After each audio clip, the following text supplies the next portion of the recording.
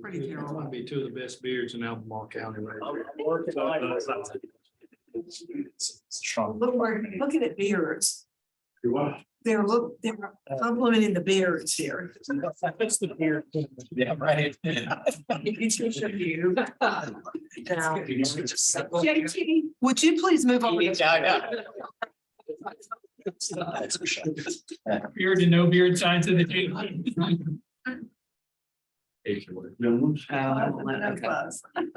Sir. What if you just minimize it fully, but. That could still. I tell you, Donna and I drove out to your park and it was very nice. Oh, Oh, and there were kids playing on the playground. Yeah. It was very nice. Those are It's actors. lovely. Actors, yeah, he pays them to be out there. George Filter, assisted living, well, it's a senior living and assisted living is right, both, right?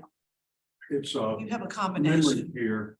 and assisted living there, I have to get it right, on Rio Road, but right in front of it, it's called the blank. Right in front of it, we put a veterans memorial, which is really lovely. Park, and then it has a playground for children. So if you're ever driving down Rio Road, you see. the blank.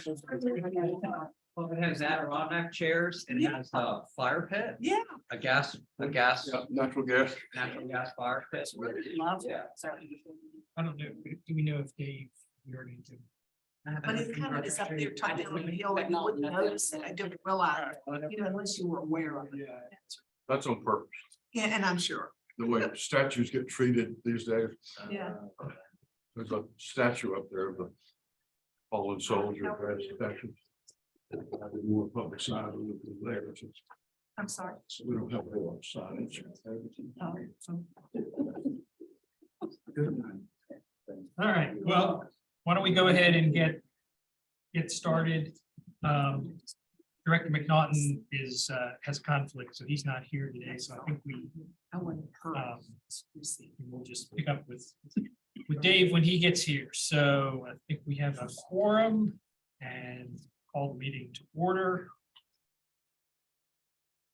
Are there any matters from the public? No, there aren't, sir. Okay, nobody signed up to speak. Then approval of the minutes. I think the one addition on the minutes is we probably need to list who the officers are. I think it just says the slate is approved. Note is. Any other comments on the minutes? All right, is there a motion to approve the minutes? So moved, as amended. All right, all in favor? Aye. Aye. All right, minutes are approved. We'll pass over the financial report. We haven't got, this is the same one we saw, that's correct. Yes. Yes, sorry, I'm multitasking. Yeah, yeah, I apologize. not a problem. So we'll pass that over. And then to new business, staff report. Mr. Johnson. Mr. Johnson is proud to introduce Miss Megan Gray. Ashley's first. Oh, absolutely. Just So Megan is now going to introduce. Actually, we're gonna Marina here. I'm sure we all remember in fall of 21 when Bonimos opened their facility over on Pantops. And over the course of the last year and some change, they have been making a tremendous amount of progress. And I'm sure most of you have already received the invitation from Ed Rogers for their ribbon cutting grand opening event that will be held on March 2nd. We'll make sure that if you haven't received it, we'll make sure that you do. But they're very excited to have the governor visit and celebrate their grand opening with them at their Pantops location. So we're very excited for them and very proud to see that their business is thriving and look forward to that event. But if in any event you have not received that, please reach out to me and I'll be happy to make sure that you get that invitation. And Yes. Ed participated at the Chamber of Commerce. State of the community. Yeah, State of the Community, and I thought he did a very nice job. Agreed. As did. Mr. Johnson as well. Don't call him Mr. Goes to his head. All right, and then I will then punt that over to Megan Gray now. Speaking of the Okay, no comments, State of no. the Community event, We planned that. last Friday. Yes. Like Don said, several of us were there and it was obviously my first time attending the event. In Culpeper, they do something similar, but it's definitely not on that magnitude. And my takeaway from it was just good to see local government, county, city, the university, the hospital, the public school systems, all in one room, even entrepreneurs just talking about, the similarities that we all face that we may think, well, how would that business have a similar situation as, the public school system and vice versa, and some of the challenges and the opportunities, but ultimately all together collectively, it's, the community. What is the community doing? What do we need to do? What can we do to evolve and grow and help each other, working hand in hand? So that was my big takeaway. And we talked about it, as a team, and it was just good to see, all that synergy and the energy in one room. Agreed. It's very positive. On to the next one, the Charlottesville Business Innovation Council, CBIC and Venture Central.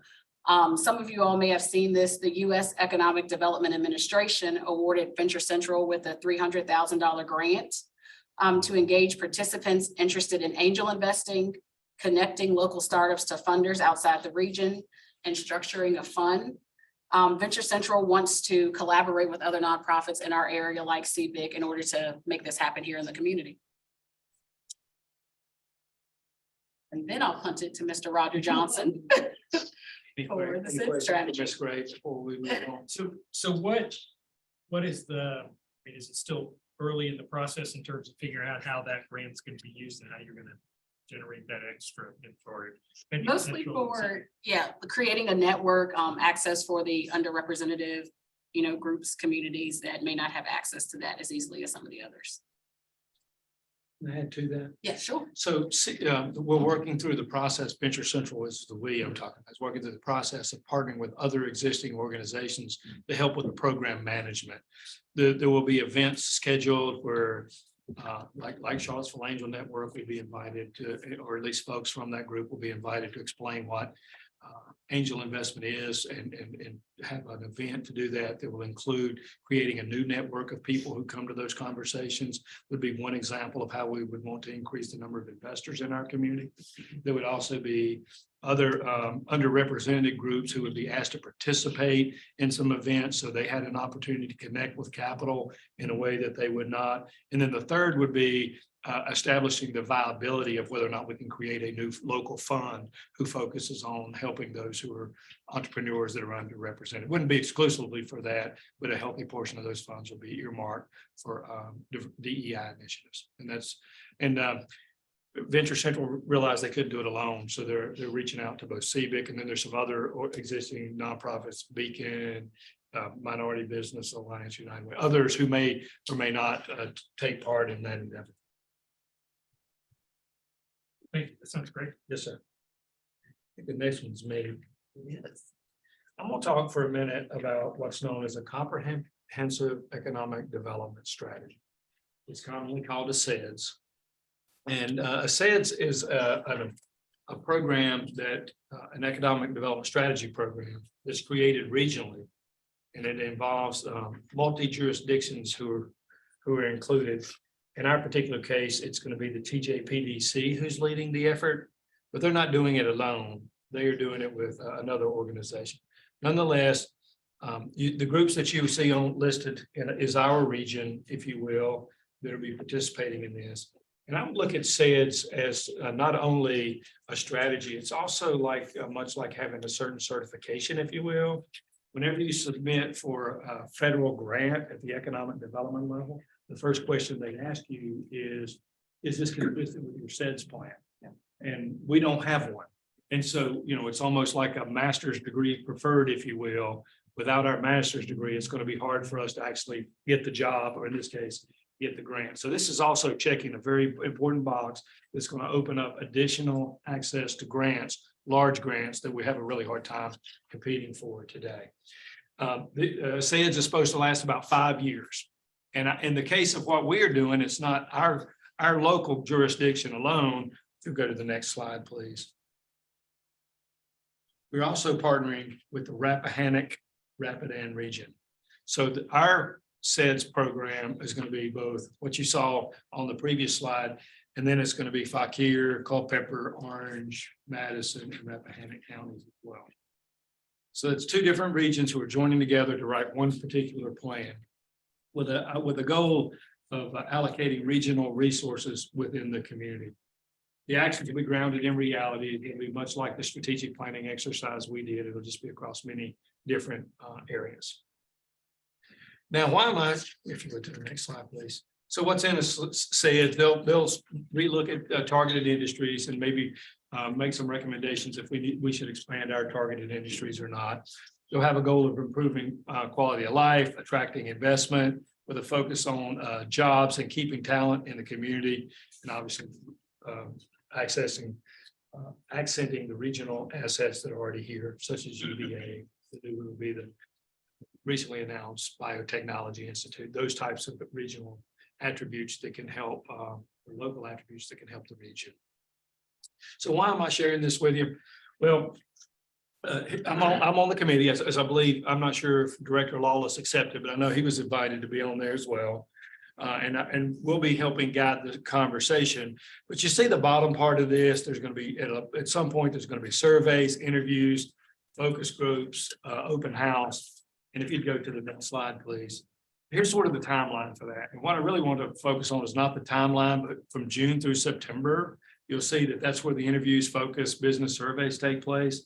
My request to you as directors is to be active in that and participating during that time frame. We're certainly going to put your name on the list for surveys, make sure that you get invited to certain stakeholders.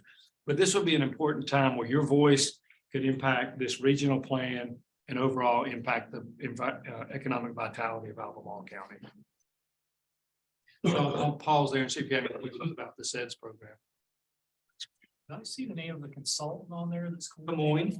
They're facilitating. I guess. Des Moines is facilitating the work, and they're working directly with the TJ PDC and Rappahannock Rapidan group. They are known for working at the state and regional level.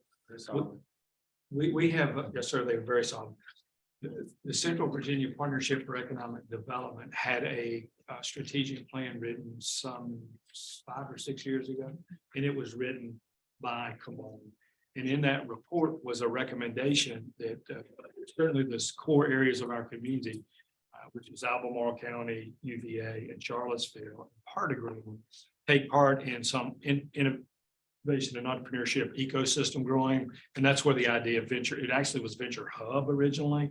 The Venture Hub name was already taken, so we became Venture Central. And that's where that idea grew from. So Camone wrote the plan. It's called the, do you remember what the name? Something growth plan.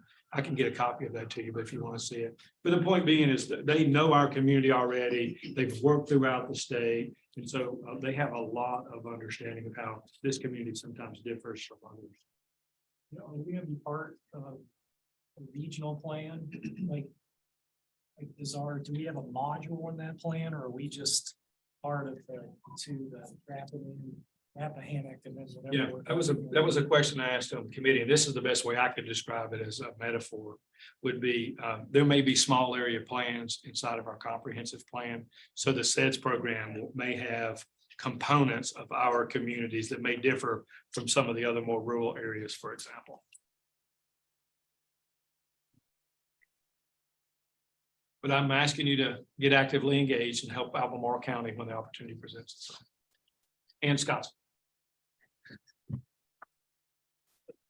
that concludes our report, Mr. Chair.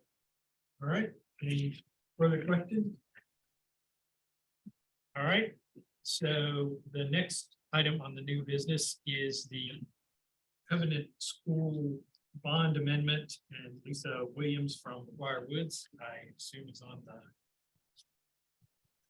on the Zoom.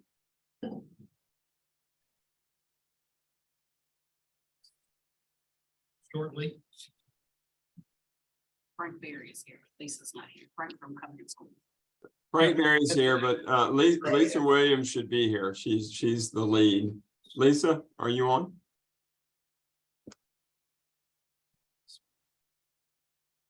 Hi, this is Lisa Williams. Can you hear me now? We can. Thank you, Lisa. Oh, perfect, perfect. Apologies for being on my phone versus Zoom, but thank you all for having us here today. Before you, we have presented to you a resolution with respect to the Covenant School. In 2013, the Covenant School came to the authority for purposes of issuing a tax exempt bond, which has been outstanding since that time. And that bond is currently held by Truist. I say currently because obviously it predated the Truist name. It was previously with SunTrust. And we are in the process of discussing with Truist the conversion of the interest rate methodology in the document. Because as of June of this year, LIBOR, which is the index in which much of the industry has used for variable rate transactions, will no longer be reported. And so as a result, all financial institutions have been sort of slowly going through their portfolios and amending existing documents to transition the interest rate index that will be utilized. The industry standard that most are looking to move to is what's called SOFR. And so in discussing this transition between Truist and the Covenant School, that's the agreement that they've come to. The 2013 bond is a conduit bond, so we had to go through the authority in order for the Covenant School to access the tax exempt market. So as the issuer of the bond, your participation is needed to amend and restate the bond so that this new index can be recognized, and that for tax purposes, this does not create an event of taxability for the school under this bond. The bond remains a limited liability. It's not a liability of the authority or the locality for which, or Albemarle County. It is solely the responsibility of the Covenant School.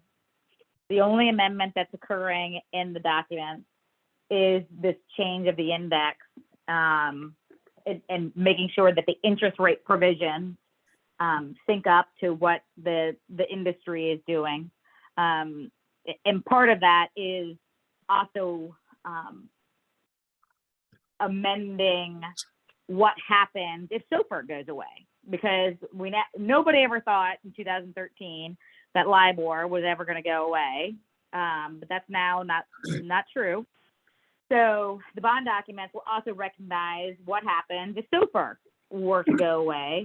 And so every financial institution, Truist, Wells Fargo, B of A, all of them are setting forth in their respective documents much more thorough provisions on what happens if the index goes away.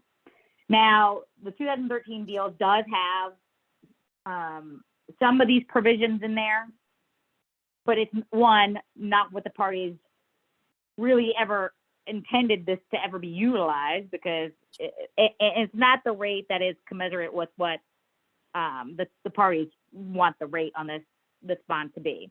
So that's why we're here today. We're asking the authority to agree that the provisions of the interest rate in the bond document be amended. So we've got a resolution which approves the amendment to the bond purchase and loan agreement to which the authority is a party. The bond will be amended and restated, for which is the instrument of the authority. And then the Covenant School is going to amend its promissory note, which is what obligates the Covenant School to pay back the authority in order to pay back the bond. That will be amended, and the authority is also a party to that. So that's a summary of what we're here for and the resolution before you. I'm happy to answer any questions. I also have Frank Berry that's on the line from the Covenant School. Thank you, Lisa. Are there any questions from the board? Maybe just a quick comment. We have some revolving debt in our companies that we've had to do this. It's the most perfunctory. There's nothing here. Like it's amazing to me that I understand why we need to run, process through official channels and everything, but it's like, we just handled it with the quickest signature because we didn't have responsibility organization. So I don't see anything funky at all about this. It's all very, the replacement language is fairly standard across all the banks that, so. All right, well, not hearing any more questions. Is there a motion on the resolution? Move approval. Is there a second? All right, Ricky, should we do a roll call? I'll do it. Director Law, Aye. Director Ray, Aye. Director Matola, Aye. Director Lawless, Yes. and Director Moore. All right, it's approved. Thank you very Next much for your time today. Thank you. Thanks. Appreciate you joining us. All right, so that is all of the new business. In the unfinished business category, we have the Lewis and Clark Exploratory Center. So we have in the packet that was distributed, we have a resolution and a copy of the amended and restated promissory note that Lewis and Clark Center has agreed to. This note extends the term of the loan out for 4 years. It has a payment schedule. It provides for some forgiveness of the loan if the loan is paid early. And it includes some other provisions. I met with I worked with Lou Dichtel, the chair of the Lewis and Clark Board. This agreement, I sat in, made myself available for a meeting so the board could ask questions. We got this on, so they are committing to doing this. They have made, as I mentioned the last meeting, they made a payment of $5,000 already this year. They are hoping to make another payment, similar amounts this spring. So I've said we will work with them to help them do what we can to cooperate and make this work. Any questions? All right, is there a motion on the resolution? I think the motion's on the screen authorizing the chair and treasurer to endorse necessary All right. documents. I move to adopt the resolution as presented. Okay, is there a second? I'll second. All right, thanks. Any further discussion? All right, all in favor? I guess you want to do, let's do a roll call vote on Okay, it. Director Long, Aye. Director Ray, Aye. Director Matola. Aye. Director Lawless. Yes. Director Moore. All right, This has been really sticky. I think I want to congratulate Chairman Long for Yes. sorting out some of the pieces and maybe getting this project back on track. glad to do. That's $20, please. All right, next on the agenda is Kelly's Turkeys. JT?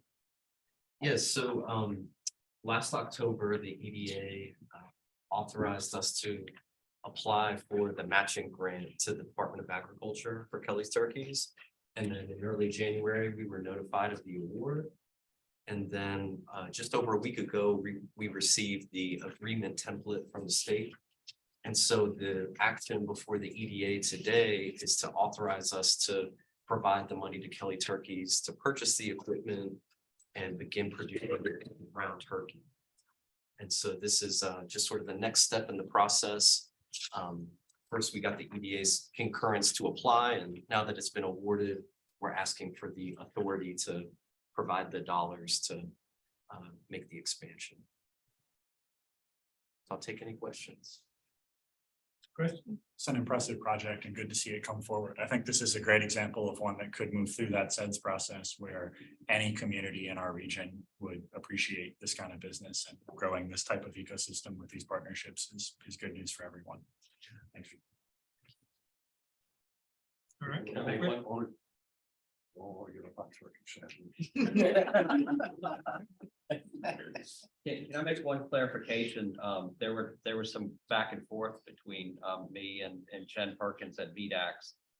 And so we had to make some revisions to the draft agreement. There was one oversight on my part on page 3 of 5. There's mention of verification of target. And that's verifying the expenditure of $52,250. That would need to be amended to $48,000. All right, so the resolution would be to include that change. No. All right, is there a motion regarding this? Yes, I move to consider the amendment as in the resolution as amended. Okay, is there a second? A second. All right, everybody's getting in on the act today. Yeah. So any further discussion? All right, Richie, you want to call the roll? Director Long, Aye. Director Ray, Aye. Director Matola. Aye. Director Lawless. Yeah. Director Wall. All right, thank you. So any other matters? I have one that I'm going to bring up. In one of my other roles in my free time, I'm chair of the Airport Authority, and we were happy to have an announcement today that the airport is going to have direct service to Orlando through Velo Airlines, starting in. Huh? What airlines? Velo. They do, they're a startup from 2021. They have flights mostly on the East Coast and on the West Coast, but they're going to fly direct to Orlando. Can you spell that, Don? I'm sorry. What do you say? AVELO. I'm just not familiar with it. The pilots are all members of the Foreign Legion, which. So very exciting. Greg Campbell from the Virginia Department of Aviation was here this morning. So it's a nice economic development. There's When's it start? I'm sorry, you probably. it starts in May. So they're trying to sell On airplanes. 737s. Wow. Is So- Chicago coming back? I was gonna say, would you work on Chicago? Yeah. That's what I'm. I can tell you about Chicago right now. We're excited about the news that we have now. What have you done for us lately? Now, this is- Operating officer, so. So Orlando was actually the largest area that people were flying from here to get to, and we were the biggest underserved market in terms of direct. So it's good. Congratulations. I had nothing to do with it other than showing up this morning and helping me announce. So Great. Very good. Is it going to be like a daily service or what are they? At least starting out, it's just Mondays and Fridays. So, but I think it probably just depends on how much traffic they get. So that's the key. That's good news. Yeah, A couple of questions, if it's okay. sure. Yeah, and I didn't mean to interrupt. No, I'm done. That was my, I was. Questions, and it's probably my own fault. I've not been following, and I bet Roger has. How is our bill that's moving through the General Assembly regarding the amount of acreage? Could you I update can us on speak that? to it, but I feel like it would be best if JT spoke to it. Believe it or not, he spoke directly to the committee that was considering that. He actually represented, what's that? I'm gonna give you. Just curious as to where, because I thought it was doing fairly well in the General Assembly, but I was just curious as to what's Yeah, happening. at last, the time I checked in, it had. JT, can you explain what it is we're talking about? Yeah, Yeah, yeah. yeah. So back at towards the end of last year, the Board of Supervisors every year adopts a slate of legislative proposals that are up to be carried forward by our representatives at the General Assembly. And one of those reduces the minimum amount of contiguous developable acres that are required by the state to access significant resources for site development. So you may remember we recently received a $3 million grant for land within the North Fork owned by the University of Virginia Foundation. They have 254 acres set aside, designated as Tier 4 for this program. But that's the only site in Albemarle County that's eligible under the current rules. So our Board of Supervisors advocated for, hey, let's reduce that down and recognize that economic development happens, significant state worthy of state investment, economic development can happen on sites less than 100 acres. And so the General Assembly has been amenable so far to, in both the House of Delegates and the Senate, to support that reduction from 100 acres to 50 acres. And so we'll wait to see if the governor signs it, but all indications are that there's strong support from advocacy groups and that he will support it and sign it. And so that would open up the opportunity for Roger, myself, the rest of the team to work with other property owners to approach the state and say, let's go for another significant grant, much like what the foundation got at North Fork. You know, that was $3 million to prepare a 31.5 acre site. So it takes significant resources to develop in our community, and it's one of the biggest barriers to business growth and investment. So we're really excited about it, and really thank you for asking about it. But and I hadn't seen that there were any stumbles, so it looks like it's going forward. That's great. JT, who did you speak with? I spoke to the subcommittee on general laws, and you know, this is a short session, and to see the pace with which these laws are considered and debated. Or the lack of debate. Or lack of debate. Yeah. Yeah, I mean, I came in on Zoom and I was out of Zoom before Zoom. before you know, felt like the period ended on my sentence. It was quick, and you know, not a lot of there's a delegate that mirrored the bill that Senator Deeds put forward, Delegate Campbell. So it was advantageous to have both that same language in the House and Senate approved simultaneously. I think that helped. That's good news. I wish our school construction bill had done as well. Yeah, whatever that's another topic. Right. And I have one more quick thing, and you all can tell me, I'm just curious. So comp plan work is happening. The Board of Supervisors specifically said review of economic development is going to be important. I'm not sure where we stand with the comp plan review. I'm just bringing this up and to make sure we're all on the same page. And I am curious if, as part of the economic development discussion within the comp plan review, and maybe this is a question for Roger and JT and everybody, but is it time, or has there been any discussion about taking another look at our targeted industries? Because those were established a decade ago. And it's not good to have to not have updates and reviews, in my opinion, because industries can change, technology changes. So I'm just asking the question. Yeah, I'll start, and then JT, please fill in where I may get it exactly correct or miss points. Kimley Horn was hired to do the initial capacity analysis. Economic Development provided additional funds to Kimley Horn to look at it through the lens of economic development. And you may or may not be familiar with the state's tier system, but they have a tier system where they grade land from 1 to 5. And 1 is like a cow pasture, and 5 is everything's ready to go. All you have to do is build construction. And they have a confidence level of the site being ready And the key targets you shoot for is a tier 4 target, which means it's zoned appropriately, all the infrastructure is there. There are other impediments to moving forward removed. So all you have to do is submit basically a site plan for approval, and then construction starts quickly thereafter.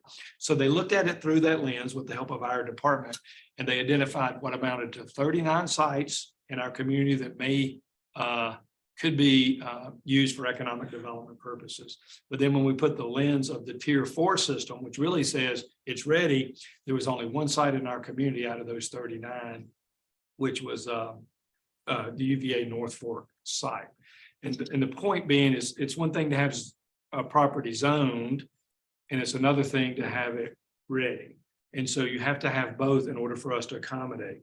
In the comp plan, we have submitted comments which include, not only is it important to have sites identified as designated light industrial, but it also needs to be ready. In order to do that, it first has to be designated, then rezoned, and then we can make it ready. So there will, the language that was included in our comments were, we don't need just one big site. We need a diversity of products. Some folks are going to want to be close to 64 and 29 for the new biotechnology center, or, you know, some other intersection so they can distribute goods and services more quickly. Others are going to want to locate next to the university for the research spin house. Others at North Fork, so that they have a ample land. So it can't just be size of sites. It has to be a diversity of product, so we can serve many businesses and create the quality jobs the community needs. All of that information has been shared with the comp plan folks, and they are baking that into the process. The next portion will be the policy portion, which will mean, how do we turn all this information into policies so that we can ready land for economic development purposes. So I think that answers the first question, unless I missed anything. That was very helpful, because that kind of catches me and maybe you all up on where we are right now with this, because it's really important work. Okay. Then I did have another question. And the second part of that question you have The is, target industry. So we'd established through Project Enable, Right. our targeted industries a decade ago. that's correct. So I'm just asking if there is a sense that we need to go back Mhm. and look at, because for all I know, there could be industries we didn't even know existed 10 years ago. There certainly are jobs. And there's that a I- different world post-COVID as well. Exactly. And the answer to that is, yes, that's open, but it's not necessarily through the comp plan. We have, we're working through the county's exec's office to determine when we're going to launch Project Enable 2.0 to relook at everything. But there is, that has to be married up with the capacity of the whole county being able to help, because it requires public engagement, it requires communications. And so Christie, help me remember Christie's last name. Shiflett. Yeah, is trying to balance when we should do certain things so we have a greater chance of success across the organization. So I don't have an exact start time yet, but it's going to be in the near future. We will most likely not wait until the comp plan is done. Because that's a way, We want to get further down the road, but not all the way till it's done. I think Right. it's a logical transition place for them to initiate the Project Enable 2.0. And I like the 2.0. That's great, because that's kind of what my head was thinking about. Yeah. JD, you were gonna say something. I was just gonna say, we talked about Camoin doing the comprehensive economic development strategy. They also helped the Go Virginia regions validate the target industries for different regions. And so every 2 years, there's been a comprehensive look at the economic activity that's happening in an area, so that, you know, from 10 years ago, if an industry has blossomed, it can be recognized. And so we have validated the industries included in Project Enable. And originally, I think it was the Thomas Jefferson Economic Development. Those have been validated every 2 years. There's been a look at those as part of the growth and diversification plan for Go Virginia.